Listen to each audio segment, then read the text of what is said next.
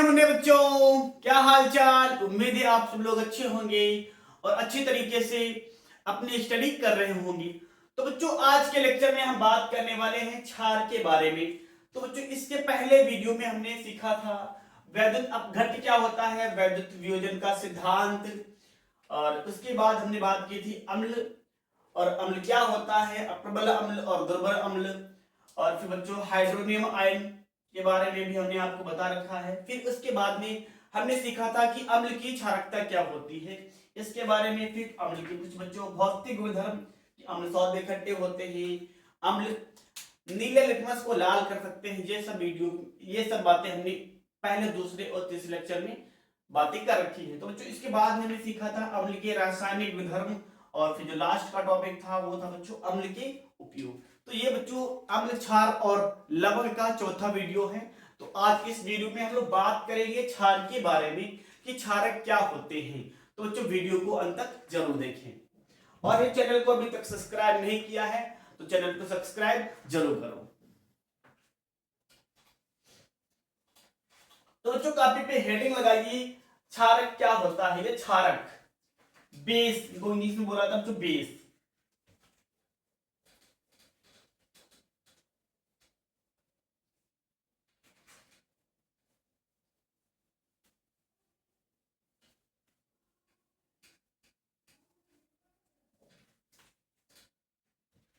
तो हेडिंग लिखेंगे बच्चों क्षारक या क्षार।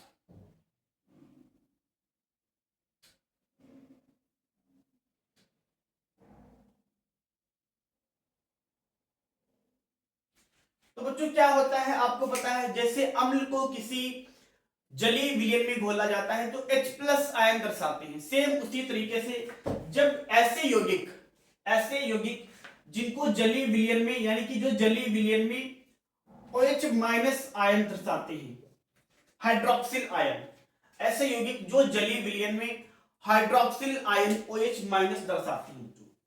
सिंपल सा है हाइड्रोक्सिल आयन, हाइड्रोक्सिल।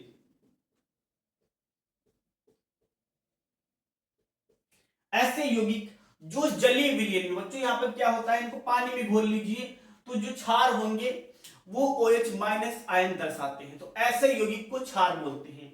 बच्चों एक बात पॉइंट में याद रखना कि जो क्षार होते हैं OH- के अलावा कोई दूसरा ऋणायन नहीं दर्शाते हैं। हाँ, जो क्षार होते हैं वो OH- यानी कि हाइड्रोक्सिल आयन के अतिरिक्त कोई दूसरा ऋणायन नहीं दर्शाते हैं।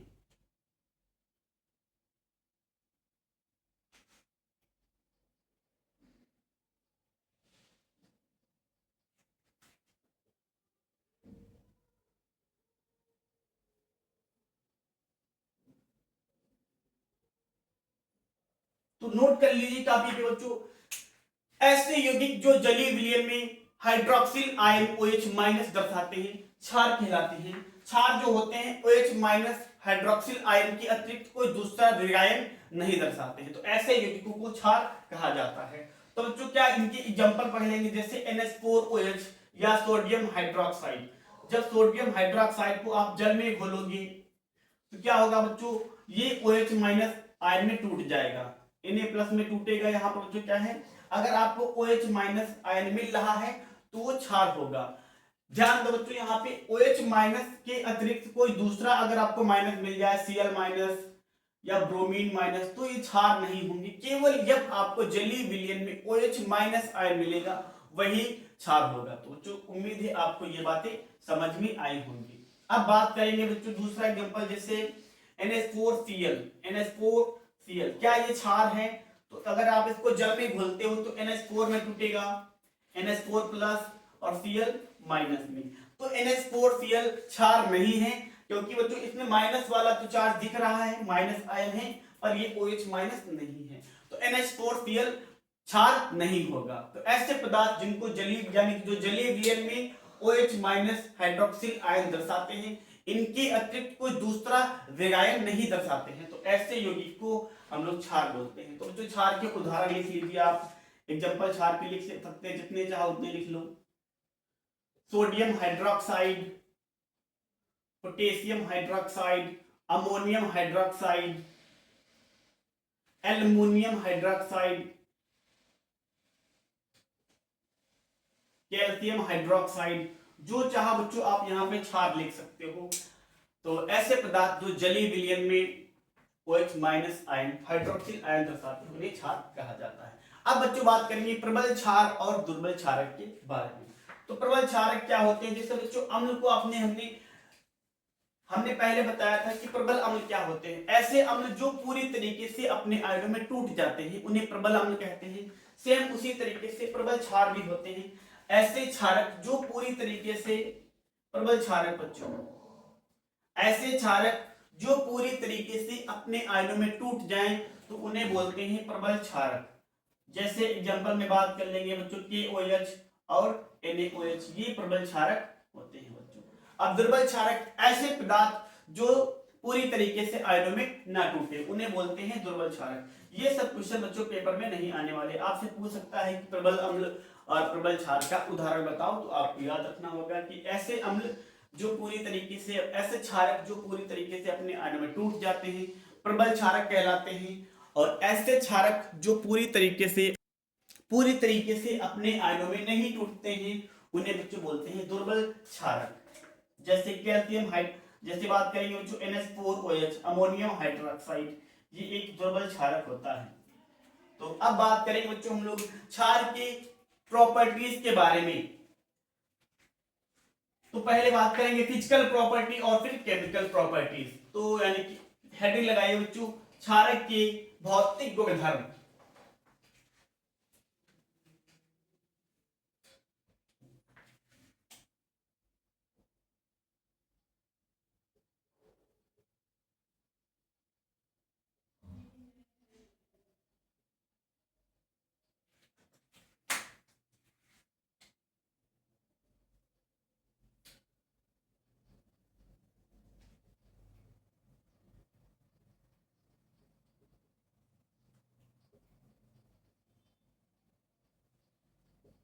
Physical properties of basis. तो बच्चों नंबर 1 क्या होता है? जो क्षार होते हैं ये स्वाद में तीखे होते हैं और ये प्रबल अम्ल की भांति प्रबल क्षार भी संक्षारक प्रवृत्ति के होते हैं। तो प्रबल क्षार भी प्रबल अम्ल की भांति संक्षारक प्रवृत्ति के होते हैं। यानी कि जो इनका प्रभाव होता है ये अपने प्रभाव से, अपनी ताकत से लकड़ी हो गया, कपड़ा हो गया, त्वचा हो गया, इनको नष्ट करने की शक्ति रखते हैं। तो बच्चों इन्हें भी चखकर नहीं देखना चाहिए। जो नंबर 2 है बच्चों, इन्हें भी चखकर नहीं देखना चाहिए। तो ये स्वाद में तीखे होते हैं बच्चों। स्वाद में कैसे होते हैं? तीखे होते हैं। इन्हें चखकर नहीं देखना चाहिए क्योंकि इनको आप चखकर देखोगे तो आपकी जो जीभ होती है वो जल सकती है, तो इन्हें चखकर नहीं देखना चाहिए। जो तीसरा पॉइंट बच्चों है इसके फिजिकल प्रॉपर्टी की, क्षार साबुन जैसे चिकने होते हैं, छूने में चिकने होते हैं। जैसे बच्चों साबुन चिकना होता है उसी तरीके से क्षार भी साबुन जैसे चिकने होते हैं, चिकने। और बच्चों नंबर जो लास्ट चौथा पॉइंट है ये याद रखिएगा, क्षार जो है बच्चों लाल लिटमस को, जो क्षार होता है बच्चों लाल लिटमस पेपर को, लाल लिटमस पेपर को नीला कर देता है, लाल लिटमस पेपर को नीला कर देता है। तो जैसे बच्चों आपके पास कोई आपका दोस्त एक विलियन लेके आता है, इस तरीके से बोलते बताओ ये क्षार है या नहीं है, बिना टेस्ट किए, क्योंकि आप क्षार को टेस्ट नहीं करना चाहते, वो हो सकता है संक्षारक प्रवृत्ति का हो, प्रबल हो, तो आपकी जीभ को जला सकता है। तो आपको क्या करना है, एक लाल लिटमस लेना है। कौन सा लिटमस बच्चों? लाल लिटमस ले लोगी और लाल लिटमस को उस क्षार में डुबाओगे। यदि लाल लिटमस का कलर जो है नीला हो जाता है तो प्रूफ हो जाएगा कि ये हमारे पास क्षार ही है।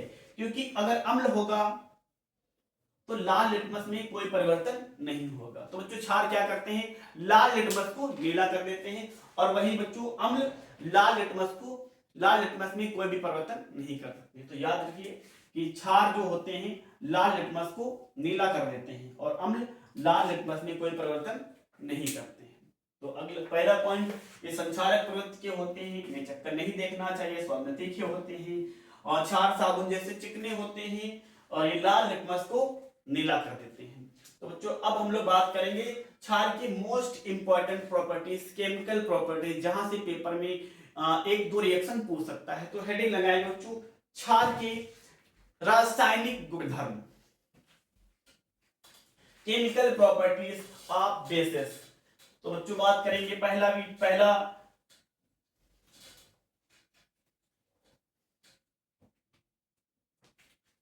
क्षार के रासायनिक गुणधर्म।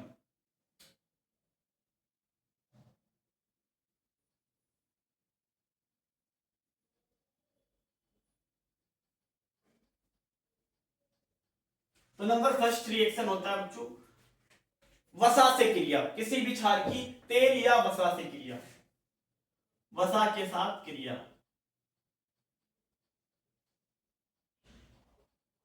वसा के साथ अभिक्रिया। तो ध्यान से सुनो बच्चों, केमिकल रिएक्शंस बहुत ही इजी होते हैं और ये इंपॉर्टेंट भी होते हैं। तो आपको इन्हें पहले सीखना है, उसके बाद वीडियो को पॉज करके कॉपी पर बना के जरूर देखना है। अगर हो रहा है तो अच्छी बात, ना हो तो उससे दोबारा से देखिए। तो पहला है बच्चों वसा के साथ में क्रिया। तो वसा का फार्मूला होता है बच्चों CH2OCOR, CHOCOR, ये बच्चों वसा का सूत्र होता है।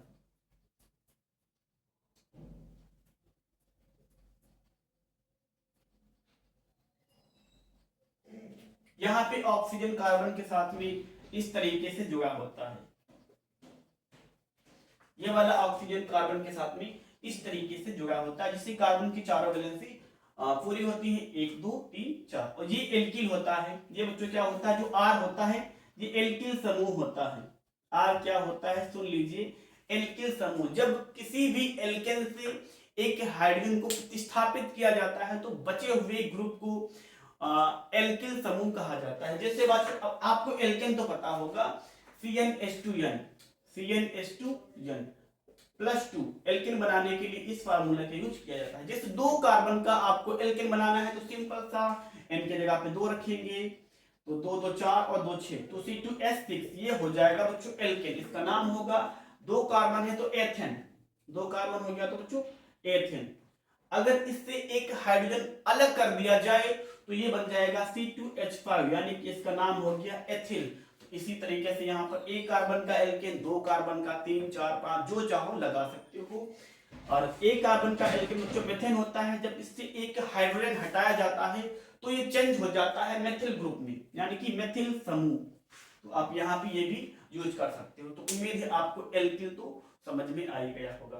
फिलहाल इसको हम लोग चैप्टर 4 में अच्छी तरीके से समझेंगे, क्योंकि वहां पे कार्बन और उसके यौगिक में यही सब बातें आपको बताई जाएंगी। फिलहाल हम बात करते हैं इस रिएक्शन की। तो कार्बन ऑक्सीजन के साथ में जुड़ा होता है, इस तरीके से हमने आपको बताया है, जिससे कार्बन की चारों वैलेंसी पूरी होती है और हर ऑक्सीजन की भी पूरी होती है, क्योंकि कार्बन कार्ब वैलेंसी वाला तत्व होता है। अब ध्यान से सुनो बच्चों, ये तेल या वसा का फार्मूला होता है, तेल या वसा। इसे कैसे याद रखना है, ध्यान से सुनो। आपको 3 कार्बन बनाने हैं, 1 कार्बन, 2 कार्बन और 3 कार्बन। इस फार्मूले को कैसे याद रखना है, बहुत ही इजी है। क्या करना है, 3 कार्बन और लगाना है OCOR, सभी में OCOR, सभी में लगा दो बच्चों OCOR,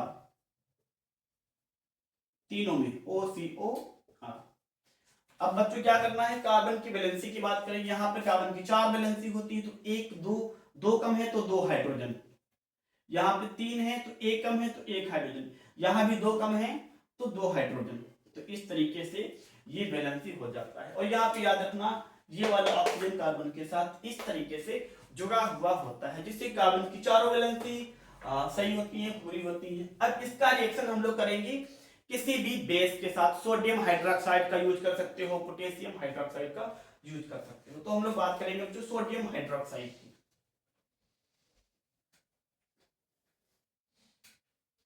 तो सोडियम हाइड्रोक्साइड, सोडियम हाइड्रोक्साइड क्या होता है बच्चों, रिएक्शन ध्यान से सुनो। इसे आप इस तरीके से समझ सकते हो, RC double O minus charge होता है। इस पे कौन सा चार्ज होता है बच्चों, RC डबल O माइनस, इस तरीके से RCW माइनस चार्ज होता है, ठीक है। और Na पर प्लस होता है, तीनों पे सेम सेम देखो, RCOO RCOO RCOO, तीनों जगह पर सेम सेम चीजें लिखी हुई हैं। तो इसको आप चाहे इस तरीके से समझो या समझ लीजिए, RCOO माइनस का होता है। और यहाँ पे जो आपने ले रखा है base sodium hydroxide, sodium hydroxide, ये होता है बच्चों क्षारक।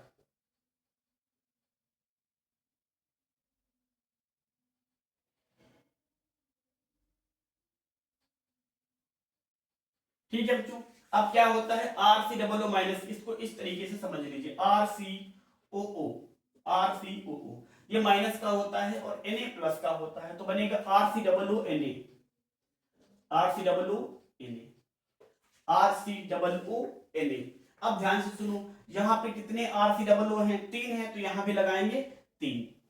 बच्चों बैलेंसिंग भी साथ में समझो, RCOO माइनस का चार्ज तो RCOO माइनस Na प्लस हो गया, इस तरीके से RCOO Na। अब यहाँ पे 3 RCOO है तो यहाँ भी लगाएंगे 3 RCOO Na। तो बच्चों ये साबुन बन चुका है, क्या बन चुका है, साबुन। अब बैलेंसिंग की बात करें, यहाँ पर 3 सोडियम हो गया तो यहाँ भी लगाएंगे 3 सोडियम। अब इधर क्या बचा है, ये वाला हिस्सा जो RCOO माइनस वाला था पूरा रिएक्शन में शामिल हो चुका है, इस तरीके, ये RCOO इस तरीके से, ये वाला पूरा हमें यहाँ पे देखने को मिल रहा है RCOO। अब बचा क्या है, CH2 CH यानी कि इस तरीके से CH2 CH और CH2, इसके साथ क्या होगा बच्चों, ये वाला जो OH है जुड़ जाएगा, तो इस तरीके से CH2 CH और CH2, क्योंकि बाकी जो हमारे पास ये था ये इसके साथ जुड़ चुका है, तो यहाँ पे 3 OH एक एक कार्बन के साथ में जुड़ जाएगा, OH OH और OH, तो ये बन जाता है बच्चों ग्लिसरॉल ग्लिसरॉल। तो ये रिएक्शन इस तरीके से हो जाता है। तो जब बच्चों पहला रिएक्शन है वसा के साथ क्रिया, जब किसी क्षार यानी कि सोडियम हाइड्रोक्साइड को तेल या वसा के साथ गर्म करते हैं तो साबुन और ग्लिसरॉल बनता है। तो पहला रिएक्शन बच्चों आप नोट कर लीजिए और वीडियो पॉज करके इसे कॉपी पर बना के जरूर देखिए, नहीं होता है तो इसे दोबारा फिर से देखें और फिर से ट्राई करें। तो बच्चों सेकंड रिएक्शन क्या होता है, क्षार की अम्ल के साथ अपक्रिया, क्षार की अम्ल के साथ अपक्रिया। तो ये बच्चों इंपॉर्टेंट रिएक्शन होता है, क्षार की अम्ल के साथ रिएक्शन, ये बोर्ड एग्जाम में तो आ ही जाता है, तो इसे जरूर आप अच्छी तरीके से समझेंगे, ये रिएक्शन तो पेपर में आ जाता है। तो अम्ल की क्षार के साथ क्रिया, तो क्या होता है, जब कभी भी बच्चों आपके फ्यूचर में अम्ल और क्षार की रिएक्शन होता हो, रिएक्शन हो रही हो, किसी भी एसिड और बेस को आपस में गर्म किया जाए, अम्ल और क्षारक की रिएक्शन हो, तो हमेशा लवण और जल बनता है, लवण और जल बच्चों, जल H2O। जब एसिड और बेस को रिएक्ट करते हैं तो साल्ट एंड वाटर हमें बच्चों देखने को बनता है। यहाँ पे कोई भी साल्ट हो सकता है, NaCl, KCl, NH4Cl, वो आप पर निर्भर करता है कि आपने किस प्रकार का अम्ल और किस प्रकार का क्षार यूज किया है। तो कभी भी किसी भी अम्ल और किसी भी क्षार को अगर आपस में गर्म करोगे तो उससे लवण और जल ही बनेगा। तो जैसे आप रिएक्शन में लिख लीजिए, पहले इसकी हेडिंग लिखो, जब किसी क्षारक की क्रिया अम्ल के साथ में करते हैं तो साल्ट और वाटर बनता है। तो रिएक्शन में आप बहुत सारे अम्ल होते हैं, Sp अम्ल, H2SO4, HNO3, H3PO4, H2SO4, H2SO3,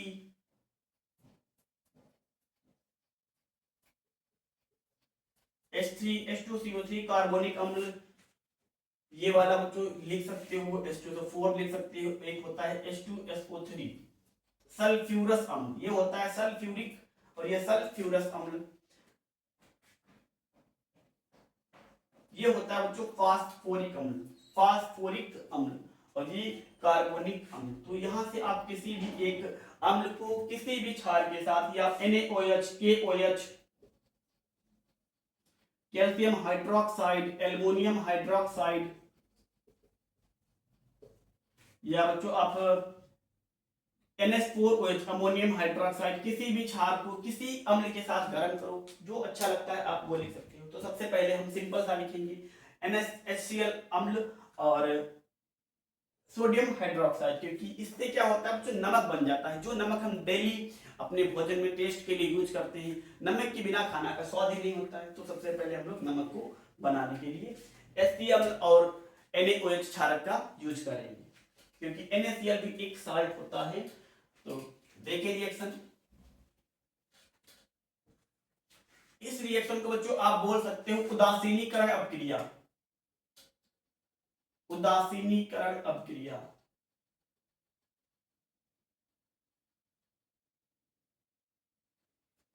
जब किसी अम्ल को किसी भी क्षारक के साथ गर्म करते हैं तो लवण और जल बनता है। क्या होगा, Na पर प्लस चार्ज, Cl पर माइनस चार्ज, तो हो जाएगा NaCl सोडियम क्लोराइड। क्या बचा, H प्लस और OH माइनस, बनेगा HOH यानी कि जल H2। तो ये रिएक्शन कितना आसान है बच्चों।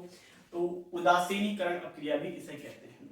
दूसरा रिएक्शन लिखेंगे तो ये नमक होता है बच्चों सोडियम क्लोराइड। अब दूसरा कोई एसिड लिख सकते हो H2SO4, H2SO4, यहाँ पे बेस आप लिखेंगे कौन सा लिखते हैं, चलो बात करेंगे हम लोग CaOH का होल ट्वाइस, CaOH का होल ट्वाइस। चाहो तो कोई दूसरा लिख सकते हो अमोनियम हाइड्रोक्साइड। यहाँ पे देखो बच्चों Ca पर प्लस का 2 चार्ज और SO4 पर माइनस का 2 चार्ज, तो CaSO4 calcium sulphate, calcium sulphate. अब ध्यान से देखो क्या बचा हुआ, यहाँ पे 2 और 2 4 हाइड्रोजन, 2 हाइड्रोजन लिए 2 हाइड्रोजन, यानी कि H2 और यहाँ पे क्या है बच्चों OH और OH। हाँ थोड़ा मिस्टेक हो गया बच्चों, यहाँ पे H2 2 बार नहीं है, यहाँ से एक बार H2 है, यानी कि एक H, एक H, क्योंकि यहाँ पे H2 एक बार था, एक हाइड्रोजन इस वाले OH के साथ और एक हाइड्रोजन इस OH, क्योंकि यहाँ पे OH 2 है तो एक OH 2 OH, यहाँ पे 2 हाइड्रोजन को एक OH के साथ जोड़ दिया, जैसे क्या बना बच्चों H2O, तो हो जाएगा 2H2O।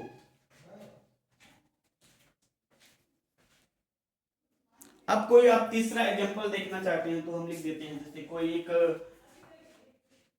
अम्ल लिख लेते हो, जो चाहो आप लिख सकते हो। नाइट्रिक अम्ल यूज कर सकते हो, HNO3 नाइट्रिक अम्ल,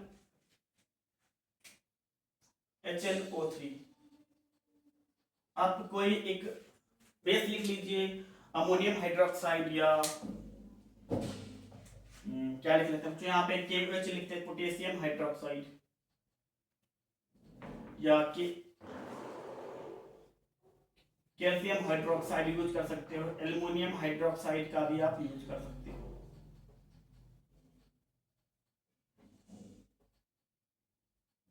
जो चाहो वो आप लिख सकते हो। तो रिएक्शन क्या होगा, ध्यान से देखो बच्चों, यहाँ पे K पर प्लस चार्ज होता है, NO3 पर माइनस चार्ज होता है। K पर प्लस का चार्ज और NO3 पर माइनस का 1 चार्ज, प्लस और minus cancel, KNO3 potassium nitrate, KNO3। अब क्या बचा, सिंपल यहाँ से H प्लस और OH माइनस, बनेगा वाटर H2O। अगर आपने ये ले रखा है बच्चों CaOH का वोल्टेज, तो क्या होगा CaOH का वोल्टेज HNO3। अब Ca पर प्लस का 2 चार्ज और NO3 पर माइनस का 1 चार्ज, तो जब वैलेंसी यानी कि जब चार्ज बराबर ना हो तो उल्टा हो जाता है, ये वाली वैलेंस चार्ज इधर चला जाएगा और ये वाला 1 इधर आएगा, तो हो जाएगा CaNO3 का होल ट्वाइस, CaNO3 का होल ट्वाइस, तो बन जाएगा यहां से CaNO3 का होल ट्वाइस। अब बैलेंसिंग की बात करें बच्चों, यहाँ पे NO3 कितना हो गया, 2 हो गया है, तो यहाँ पे लगा देंगे 2। तो अब क्या हो गया, यहाँ पे 2 OH एक और 2 OH, यहाँ पे 2 हाइड्रोजन एक OH के साथ में लग जाएगा, जिससे बनेगा पानी पानी, यानी कि 2H2। तो इस तरीके से आप जितने चाहो उतने रिएक्शंस बना सकते हो एसिड और बेस के, जब किसी अम्ल को, ये भी एक लवण होता है कैल्शियम नाइट्रेट, ये बच्चों पोटेशियम नाइट्रेट, तो जितने चाहो उतने आप यहाँ पर ले सकते हो। अब बात करेंगे बच्चों अम्ल की तीसरी बेस की तीसरा रिएक्शन धातु के साथ अपक्रिया।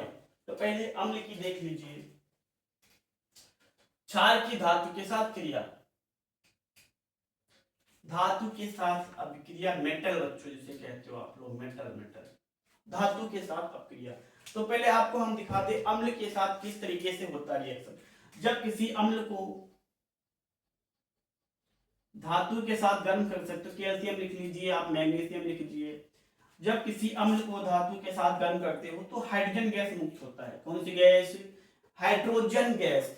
जब बच्चों कैसे पता लगेगा, यदि आप इसके पास कोई तिल्ली लेकर जाते हो माचिस की, तो ये भुडुम के साथ जलता है और इसकी प्रकृति क्या होती है, अपने आसपास आग नहीं लगाता, क्योंकि ये खुद जलता है और दूसरों को जलाने में मदद नहीं करता है। तो अब बात करेंगे बच्चों Mg पर प्लस का 2 चार्ज और SO पर 2 माइनस का चार्ज, तो हो जाएगा MgSO4 मैग्नीशियम सल्फेट। क्या बचा बच्चों? Hydrogen gas. तो इस तरीके से हाइड्रोजन गैस मुक्त हो जाता है। ये एक्वस होता है बच्चों, जली होता है, ये सॉल्ट होता है, ये भी सॉलिड होना चाहिए, और ये तो गैस होता है। तो इस तरीके से रिएक्शन होता है। जब किसी अम्ल को आप धातु के साथ गर्म करते हो तो हाइड्रोजन गैस निकलती है। इसी तरीके से जब किसी क्षार को आप धातु के साथ गर्म करते हो तब भी हाइड्रोजन गैस ही निकलती है। जब किसी क्षार को आप धातु के साथ गर्म करते हो, जैसे मान लो लिख लिया हमने बच्चों सोडियम हाइड्रोक्साइड, इसको गर्म करेंगे जिंक के साथ, तो इसमें भी जो हाइड्रोजन गैस ही निकलेगी। नोट में बात याद रखना, जो क्षार होता है बच्चों सभी धातु के साथ रिएक्शन नहीं करता है। क्षार सभी धातुओं के साथ, वहां पे अम्ल क्या था, लगभग सभी धातुओं के साथ अपक्रिया कर सकता है, लगभग सभी धातुओं के साथ रिएक्शन करता था। लेकिन यहाँ पे जो क्षार होता है सभी धातुओं के साथ अपक्रिया नहीं करता, सभी धातुओं के साथ क्रिया नहीं करता। तो इसे नोट में आप याद रखें। वहां पे जो अम्ल था लगभग सभी धातु के साथ में रिएक्शन करता था और हाइड्रोजन गैस मुक्त करता था। यहाँ पे जो सोडियम हाइड्रोक्साइड या बोल सकते हो कोई भी क्षार सभी धातुओं के साथ क्रिया नहीं करता। यहाँ पे हम आपको जिंक के साथ करके दिखा रहे, तो ध्यान से सुनो, यहाँ भी वही बनता है, हाइड्रोजन गैस तो बनेगा ही। जिस तरीके से अम्ल धातु के साथ क्रिया करके हाइड्रोजन गैस बनाते हैं, सेम उसी तरीके से क्षार भी धातु के साथ क्रिया करके हाइड्रोजन गैस बनाता है। तो बैलेंसिंग करेंगे बच्चों, 2 हाइड्रोजन तो यहाँ पे लगाएंगे 2 हाइड्रोजन। अब क्या बचा है ध्यान से देखो बच्चों, 2 सोडियम बचा है तो Na2 हो गया, 2 सोडियम तो Na2, एक Zn बचा और 2 ऑक्सीजन, क्योंकि एक था 2 लगा दिया तो 2 ऑक्सीजन, तो बच गया बच्चों Na2 ZnO2, sodium zincate, sodium zincate.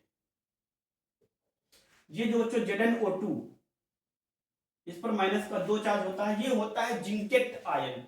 कौन सा आयन? इसे आप कॉपी पे नोट कर लीजिए। तो ये हो गई आपकी किसी भी क्षार की धातु के साथ क्रिया।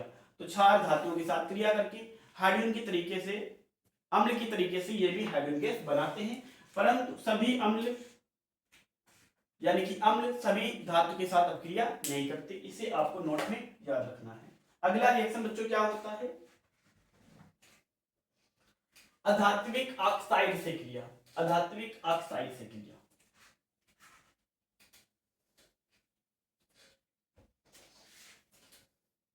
लास्ट रिएक्शन होता है बच्चों अधात्विक ऑक्साइड, अधात्विक ऑक्साइड से अपक्रिया।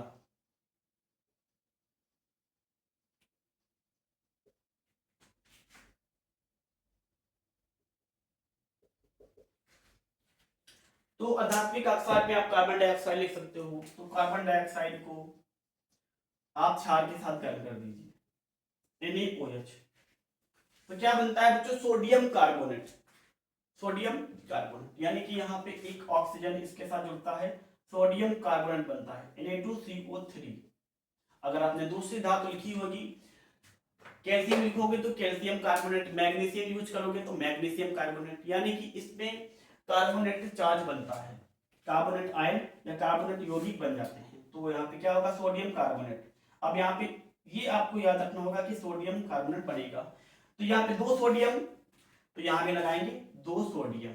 अब ध्यान से देखो, Na पर हो गया। अब यहाँ से CO2 चेंज होगा, मान लो CO3 में। CO2 किस में चेंज होगा? CO3 में। लेकिन CO2 सीधे CO3 में नहीं चेंज होता है, तो यहाँ मान लेते हैं CO2 किस में चेंज हुआ? CO3 में। अब CO3 पे माइनस का 2 चार्ज होता है, ये रिएक्शन करेगा सोडियम के साथ में, तो Na हो गया। अब ये वाला इसका जो वैलेंसी है मिलेगा जो सोडियम को, तो यहाँ पे लग जाएगा 2, और यहाँ पे इसको मिलेगा बच्चों 1, तो हो जाएगा Na2CO3।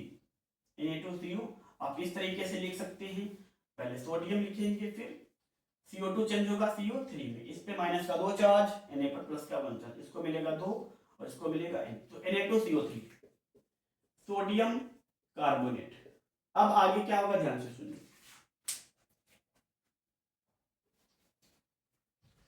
यहां पे बच्चों कितना ऑक्सीजन हो गया? 2 ऑक्सीजन, क्योंकि 2 सोडियम तो 2 लगा दिया, तो 2 ऑक्सीजन हो गया और 2 हाइड्रोजन, 2 ऑक्सीजन और 2 हाइड्रोजन। जब CO2 चेंज हुआ CO3 में, याद रखना CO2 सीधे CO3 में चेंज नहीं होता है, लेकिन हम बात कर ले रहे हैं कुछ देर के लिए, आप ऐसा मान लीजिए CO2 जब CO3 में चेंज हुआ तो 1 ऑक्सीजन इसके साथ चला गया, जिससे बचा 1 ऑक्सीजन। अब 2 हाइड्रोजन और 1 ऑक्सीजन क्या बना लेंगे? जल बना देंगे। नेक्स्ट रिएक्शन बच्चों इसका ही देख लेते हैं। कोई दूसरा क्षार, कार्बन डाइऑक्साइड को आप गर्म कर दीजिए कैल्शियम हाइड्रोक्साइड के साथ, कैल्शियम हाइड्रोक्साइड के साथ, तो यहां भी CO2 चेंज होगा CO3 में, सीधे नहीं होगा लेकिन लिख लेते हैं। CO2 चेंज होगा CO3 में, तो CO3 पे माइनस का 2 चार्ज होगा, CO3 पे माइनस का 2 चार्ज, और रिएक्शन करेगा ये कैल्शियम के साथ में, तो Ca पर प्लस का 2 चार्ज, प्लस का 2 माइनस का 2 कैंसिल, क्या हो गया? CaCO3 कैल्शियम कार्बोनेट, क्या हो गया? Calcium carbonate. अब क्या बचा बच्चों, ध्यान से देखो, कैल्शियम कार्बोनेट हुआ, यहाँ पे 2 OH था, कितना OH? 2 OH, एक यहाँ पे ऑक्सीजन इसके साथ चला गया, चाहे तो आप इससे निकाल लीजिए या इससे निकाल लीजिए, क्योंकि यहाँ पे CO2 से बना CO3, तो एक ऑक्सीजन क्या हो जाएगा? कम हो जाएगा। H प्लस को H माइनस क्या बनाएंगे बच्चों? पानी पानी, तो H2O बन जाएगा। तो ये रिएक्शन होता है। तो चारों रिएक्शन उम्मीद है बच्चों आपको अच्छी तरीके से समझ में आए होंगे। अब हम लोग बात करेंगे अम्ल की, क्षार की अम्लीयता। जिस तरीके से हमने पढ़ा था अम्ल की क्षारकता, उसी तरीके से होती है क्षार की अम्लीयता, एसिडिटी ऑफ बेस। तो हेडिंग लगाएंगी क्षार की अम्लीयता, एसिडिटी ऑफ बेस, एसिडिटी, क्षार की अम्लीयता या अम्लता, क्षार की अम्लता, एसिडिटी ऑफ बेस।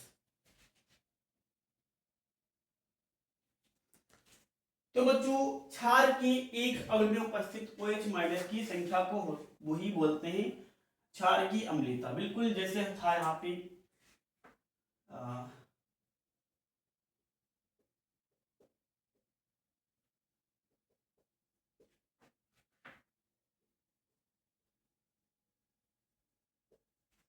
जिससे बच्चों अम्ल की क्षारकता आपको याद होगी, अम्ल की क्षारकता,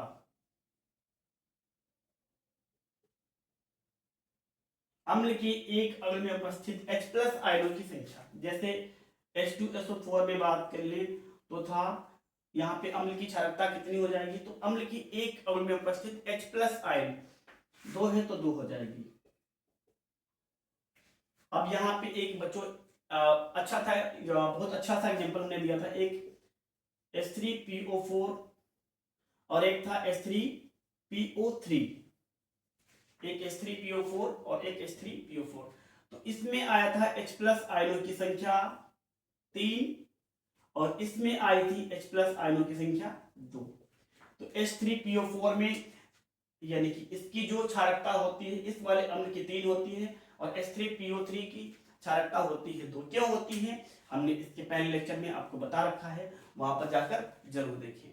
तो ये बैलेंसिंग निर्भर करता है बच्चों कौन यानी कितने हाइड्रोजन ऑक्सीजन के साथ में जुड़े हुए होते हैं, तो पीछे वीडियो में जाकर जरूर देखें। तो उसी तरीके से बच्चों यहाँ पे होता है क्षार की अम्लीयता। तो क्षार के एक अणु में उपस्थित OH माइनस आयनों की संख्या को, एक अणु में उपस्थित क्षार के एक अणु यानी कि मॉलिक्यूल एक अम्ल में उपस्थित OH माइनस आयन की संख्या को या हाइड्रोक्सिल आयन की संख्या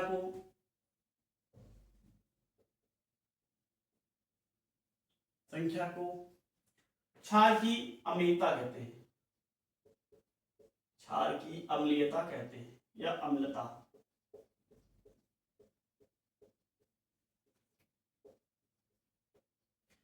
तो अम्ल यानी कि क्षार की एक अम्ल में अम्ल होता तो H प्लस की संख्या देखते हैं और क्षार की अम्लीयता में OH माइनस। जैसे NH4 की सोडियम हाइड्रोक्साइड की क्षार अम्लीयता बताओ, तो इसमें OH माइनस कितना है बच्चों? 1 है, तो हो जाएगा 1।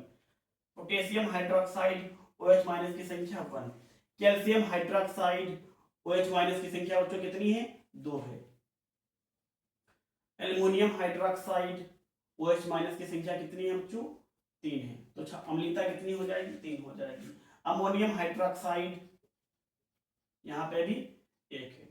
तो क्षार के एक अम्ल में उपस्थित OH माइनस की संख्या को बोलते हैं क्षार की अम्लीयता या क्षार की अम्लता। तो इससे भी आप नोट कर लीजिए, छोटा सा टॉपिक है, पेपर में शायद नहीं आएगा। अब बात करते हैं बच्चों अम्ल के उपयोग, क्षार के उपयोग, क्योंकि हमने अम्ल के उपयोग को पहले से पढ़ रखा है। तो बात करेंगे क्षार के उपयोग। क्षार के उपयोग,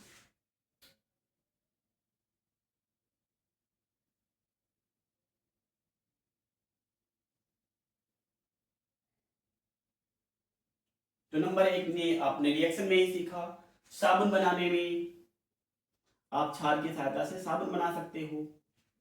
और जब जो क्या होता है potassium hydroxide, sodium hydroxide, potassium hydroxide, sodium hydroxide और अमोनियम हाइड्रोक्साइड, इन तीनों का उपयोग प्रयोगशाला में अभिकर्मक के रूप में करते हैं। प्रयोगशाला में अभिकर्मक के रूप में, अभिकर्मक के रूप में। अभिकर्मक क्या होता है हमने पहले लेक्चर में बता रखा है। तो नंबर 1 क्या था? साबुन बनाने में। नंबर 2 पोटेशियम, सोडियम और अमोनियम हाइड्रोक्साइड का उपयोग प्रयोगशाला में अभिकर्मक के रूप में। जो बच्चों हमारे पास तीसरा यूज होता है ब्लीचिंग पाउडर बनाने में।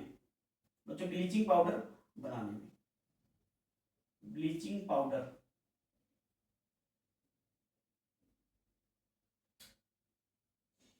ब्लीचिंग पाउडर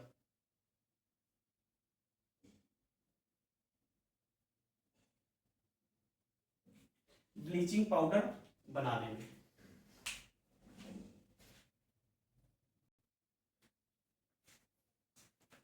और चौथा होता है बच्चों, और हाँ याद रखिएगा बच्चों ब्लीचिंग पाउडर क्या होता है, इसका उपयोग आप कपड़े साफ करने में कर सकते हो, कपड़े साफ करने में कर सकते हो। इसको आगे हम लोग सीखने वाले हैं, टेंशन ना लो। और बच्चों चौथा उपयोग क्या होता है? Calcium hydroxide. ये बच्चों कैल्शियम हाइड्रोक्साइड का उपयोग होता है। CaOH का होल ट्वाइस, यानी कि ब्लीचिंग पाउडर जो बनता है कैल्शियम हाइड्रोक्साइड से बनता है। जो चौथा उपयोग होता है एक बार देख लेते हैं। हाँ बच्चों ये इंपॉर्टेंट है, जल की कठोरता को दूर करने में। जो कैल्शियम हाइड्रोक्साइड होता है जल की कठोरता को दूर करने में, जल की कठोरता को दूर करने में।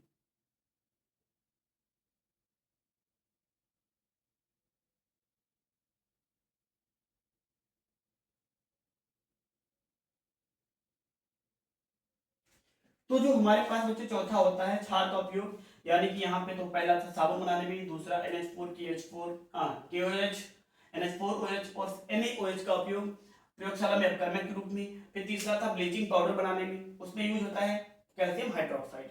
और जल की कठोरता को दूर करने में यूज होता है कैल्शियम हाइड्रोक्साइड। अब बच्चों ध्यान से सुनो, जल की कठोरता का मतलब क्या होता है। यहाँ पर ऐसा नहीं होता है कि जल बहुत ही मजबूत होता है, कटता नहीं है, ऐसा नहीं। कठोरता का मतलब होता है जल में मैग्नीशियम बाइकार्बोनेट या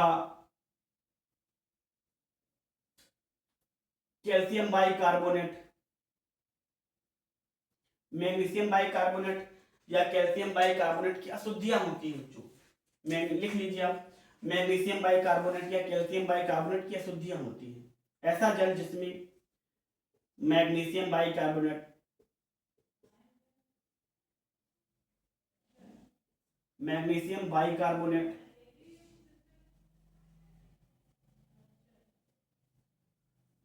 या कैल्शियम बाइकार्बोनेट और भी अशुद्धियां हो सकती हैं, इनको दूर करने के लिए ही हम लोग इसका उपयोग करते हैं। तो कठोर जल का मतलब क्या होता है, जिसमें मैग्नीशियम कार्बोनेट, मैग्नीशियम बाइकार्बोनेट या कैल्शियम बाइकार्बोनेट इस तरीके से साल्ट मिले होते हैं, उसे ही बोलते हैं कठोर जल। यहाँ पे कठोर जल का इसका मतलब ये नहीं है कि ये बहुत मजबूत होता है, कटता नहीं है। तो ऐसा जल जिसमें मैग्नीशियम बाइकार्बोनेट, कैल्शियम बाइकार्बोनेट आदि की अशुद्धियां मिली हो, उसे ही बोलते हैं कठोर जल। तो बच्चों कैसे रिएक्शन करता है ये, जब जाता है यानी कि जब कैल्शियम हाइड्रोक्साइड मिलाया जाता है, कैल्शियम हाइड्रोक्साइड जब इसके साथ मिलाया जाता है तो ये मैग्नीशियम कार्बोनेट को एक अवक्षेप बना देता है। अवक्षेप का मतलब जो जल में नहीं घुलते हैं, यानी कि इनको अघुलनशील पदार्थ में बदल देता है, अघुलनशील पदार्थ में बदल देता है, अघुलनशील, अघुलनशील पदार्थ जो जल में ना घुले। तो कैल्शियम हाइड्रोक्साइड, मैग्नीशियम बाइकार्बोनेट या कैल्शियम बाइकार्बोनेट से अपक्रिया करते हैं, जिससे इन्हें अवक्षेप में बदल देते हैं और जल की तली के नीचे बैठ जाते हैं और इन्हें अलग कर लिया जाता है, जिससे कठोर जल को एक अच्छा जल यानी कि मृदु जल बना लिया जाता है। तो इस तरीके से बच्चों ये चारों उपयोग आपको याद रखने हैं। तो पहला था साबुन बनाने में, दूसरा था potassium hydroxide, sodium hydroxide, NH4, ammonium hydroxide का उपयोग प्रयोगशाला में अपक्रमण के रूप में, चौथा था, तीसरा था कैल्शियम हाइड्रोक्साइड का उपयोग ब्लीचिंग पाउडर बनाने में करते हैं, और चौथा था बच्चों कैल्शियम हाइड्रोक्साइड का उपयोग जल की कठोरता को दूर करने में किया जाता है। तो उम्मीद है बच्चों आपको सभी बातें अच्छी तरीके से समझ में आई होंगी। तो इन सबको आप बच्चों कॉपी पे नोट कर लीजिए। तो आज हमने पहले सीखा कि क्षार क्या होते हैं, क्षारक किसे कहते हैं। इसके बाद में हमने सीखा बच्चों प्रबल क्षारक और दुर्बल क्षारक, और उसके लास्ट में हमने सीखा क्षारक के गुणधर्म, क्षारक की गुणधर्म। इसमें दो तरह के होते हैं, एक होते हैं भौतिक गुणधर्म और एक होते हैं रासायनिक गुणधर्म। तो भौतिक गुणधर्म में यही सब बच्चों, क्षार तीखे होते हैं, ये लाल लिटमस को नीला कर देते हैं, साबुन जैसे चिकने होते हैं, ये अम्ल की भांति संक्षार प्रवृत्ति के होते हैं, इन्हें चक्कर नहीं देखना चाहिए। और क्षार के रासायनिक गुणधर्म में हमने 4 रिएक्शन को सीखा है। साबुन नंबर 1 बच्चों क्या था, तेल अवस्था से क्रिया। दूसरा रिएक्शन था क्षार की अम्ल के साथ क्रिया, जिसे आप बोल सकते हो उदासीनीकरण अपक्रिया, उदासीनीकरण अपक्रिया। चौथा था बच्चों क्षार की किसी धातु से क्रिया, क्षार की किसी धातु के साथ क्रिया। तो जैसे अम्ल हैं हाइड्रोजन गैस बनाते हैं, उसी प्रकार से क्षार भी धातु से क्रिया करके हाइड्रोजन गैस बनाते हैं। लेकिन सभी क्षार यानी कि क्षार सभी धातु के साथ अपक्रिया नहीं करता है।